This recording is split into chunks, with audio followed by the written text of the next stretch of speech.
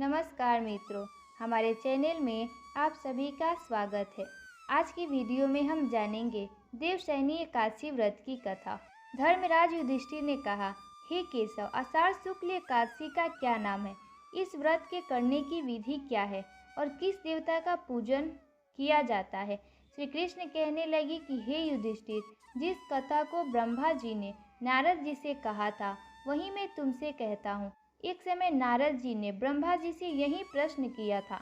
तब ब्रह्मा जी ने उत्तर दिया कि हे नारद, तुमने कलियुगी जीवों के उद्धार के लिए बहुत उत्तम प्रश्न किया है, क्योंकि देवशयनी एकादशी का व्रत सब व्रतों में उत्तम है। इस व्रत में समस्त पाप नष्ट हो जाते हैं और जो मनुष्य इस व्रत को नहीं करते वे नरकगामी होते हैं।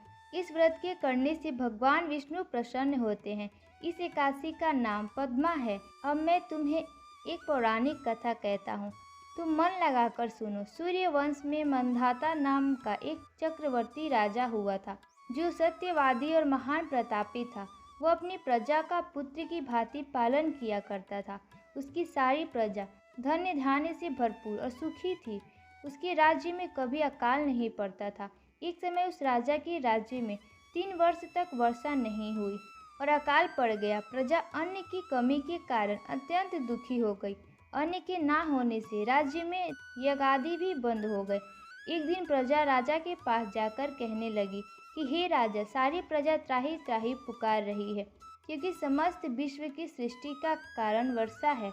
वर्षा के अभाव से अकाल पड़ गया है और अकाल से प्रजा मर रही है। इसीलिए हे राजन, कोई ऐसा उपाय बताओ जिससे प्रजा का कष्ट दूर हो।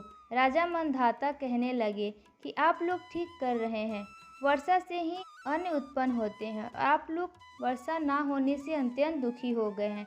मैं आप लोगों के दुखों को समझता हूँ। ऐसा कहकर राजा कुछ सेना साथ लेकर वन की तरफ चल दिया।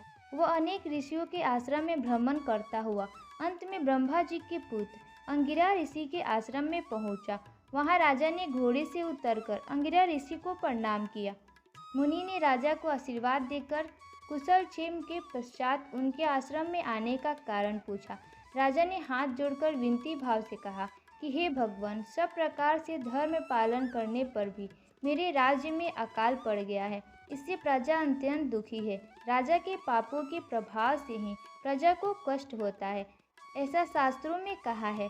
जब मैं धर्म अनुसार राज्य करता हूँ तो मेरे राज्य में अकाल कैसे पड़ गया, इसके कारण का पता मुझको अभी तक नहीं चल सका। अब मैं आपके पास इसी संदेह को निवृत्त कराने के लिए आया हूँ। कृपया करके मेरे इस संदेह को दूर कीजिए, साथ ही प्रजा के कष्ट को दूर करने का कोई उपाय बताइए। इतनी बात सुनकर ऋषि कहने लगे कि हे राजन, यह सतयुग सब युगों से उत्तम है। इसमें धर्म को चारों चरण सम्मिलित है, अर्थात इस युग में धर्म की सबसे अधिक उन्नति है। लोग ब्रह्मा की उपासना करते हैं और केवल ब्राह्मणों को ही वेद पढ़ने का अधिकार है। ब्राह्मण की तपस्या करने का अधिकार रख सकते हैं, परंतु आपके राज्य में एक शूद्र तपस्या कर रहा है। इसी दोष के कारण आपके राज्य में वर्षा नहीं हो रही है। इसीलिए यदि आप प्रजा का भला चाहते हैं तो उस शूद्र का वध कर दो। इस पर राजा कहने लगा कि महाराज, मैं उस निरपराध तपस्या करने वाले शूद्र को किस तरह मार सकता हूँ? आप इस दोष से छूटने का कोई दूसरा उपाय बताइए।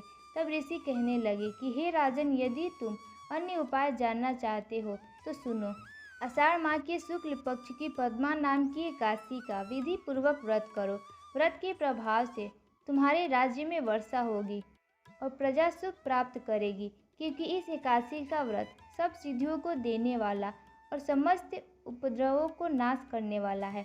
इस एकादशी का व्रत तुम प्रजा, सेवक तथा मंत्रियों सहित करो। मुनि के इस वचन को सुनकर राजा अपने नगर को वापस आया और उसके विधि पूर्वक पद्मा एकादशी का व्रत किया। इस व्रत के प्रभाव से वर्षा हुई और प्रजा को सुख पहुंचा। अंत इस माह की एकादशी का व्रत सब मनुष्यों को करना चाहिए। यह व्रत इस लोक में भोग और परलोक में मुक्ति को देने वाला है। इस कथा को पढ़ने और सुनने से मनुष्य के समस्त पाप नाश को प्राप्त हो जाते हैं। दोस्तों, अगर आपको ये कहानी अच्छी लगी तो हमारी वीडियो को लाइक कीजिएगा और चैनल को सब्सक्राइब करना ना भूलिएगा। धन्यवाद।